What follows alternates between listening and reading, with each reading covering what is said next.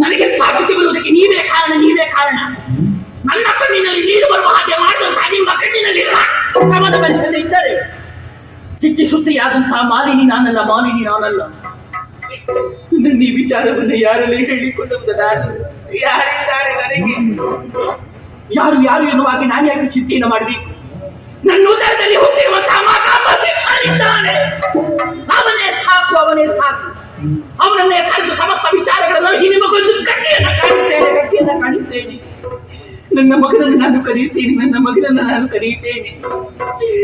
ಮಗನೇ ವಶಿಷ್ಠ,